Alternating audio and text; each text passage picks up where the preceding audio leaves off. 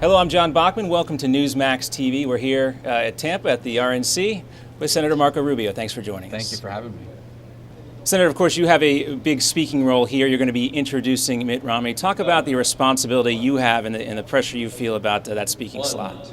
Well, you know, it's a great honor to do it, and to be able to do it in my home state's an even bigger honor. And but two things I hope people will take away from it. The first is that Mitt Romney is a special person. You know, that does putting politics aside for a second, whether you agree with him on the issues or not, you know, as a father, as a husband, as a grandfather, as a member of his community and of his church, he's been an extraordinary person, and I think that needs to be understood and celebrated. It's a role model for younger men like myself and others who are trying to balance work and family. And the second thing I hope people understand is that this election, at the end of the day, is not just a choice between a Republican and a Democrat. It's a choice between what kind of country we want to have. It's a choice about what should government's role be in our country. And two very different views of that. Barack Obama thinks prosperity is created when the government spends money. And we believe, because of our history, that the way prosperity is created is when people take their own money and invest it in starting a new business or growing an existing one. And the job of government is to encourage them to do that and to make it easier for them to do that. That's a big debate, and that's what we're going to be having this campaign. Another great Floridian, Jeb Bush, recently spoke about how Mitt Romney needs to do more to reach out to Hispanic voters.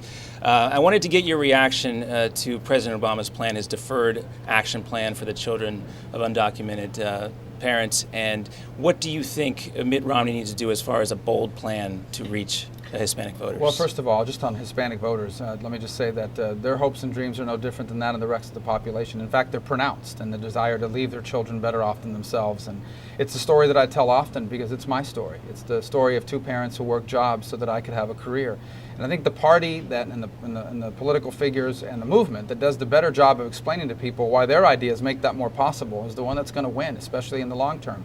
And our argument's an easy one to make. The American free enterprise system, which we defend and the Democrats undermine, is the only economic system in the history of the world where dreams like the ones my parents had for me and millions of parents have for their children has ever been possible. So we probably need to do a better job of telling that story, but we don't need to change our principles. We just need to do a better job of telling our story. As far as a deferred action on these kids, look, these kids, it's not their fault that they're here without documents, and there's certainly, I think most Americans would like to find a way to accommodate them, but do so in a way that doesn't encourage illegal immigration and is an amnesty. But the way the president did it, in addition to having constitutional problems, undermines the cause, because he basically, what he's done is politicized it. He's once again injected politics into this issue, and it's clear why he did it, because he's going to try to use it to win an election in November, as opposed to trying to solve a serious problem that our country has with illegal immigration and a serious humanitarian problem that these kids have because they were brought here by their parents many years ago through no fault of their own. Well, I mean, we have 10 million undocumented people in this country. Do you think that it might be too late in the game for Mitt Romney to have laid out a clear and concrete plan for what to do with these people? Well, I think the first thing we need to remind everybody of is how generous America is on immigration. 1 million people a year immigrate legally to the United States. Every year, permanently and legally, 1 million people. No other country even comes close. So that's the first thing we have to remind ourselves of. I would follow that up by saying that we are for legal immigration. The Republican Party is the pro-legal immigration party, and I think Governor Romney's done a great job of outlining that.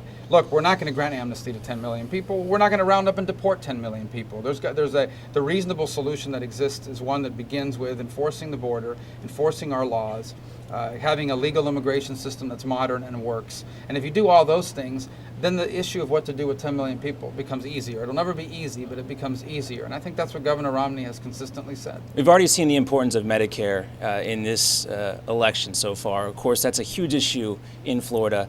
And many pundits say there's no way that Romney can win the election without winning the state of Florida.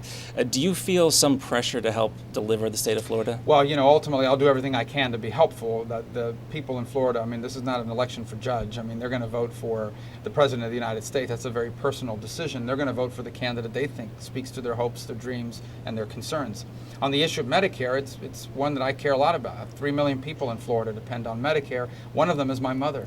And anyone who's in favor of leaving Medicare the way it is right now is in favor of bankrupting it. And the only ticket that has a plan to save Medicare, a serious plan, is the ticket of Romney and Ryan. And so I think that that's going to be a strong selling point for us. And you clearly have been able to sell that message to the voters of Florida. Are you helping the campaign? articulate that message? Well, again, I think they've done a pretty good job of articulating it, and Paul Ryan has a record of articulating it. So I think all they need to do is continue to focus on that issue in that way. All right, last question for you, because I know you're short on time.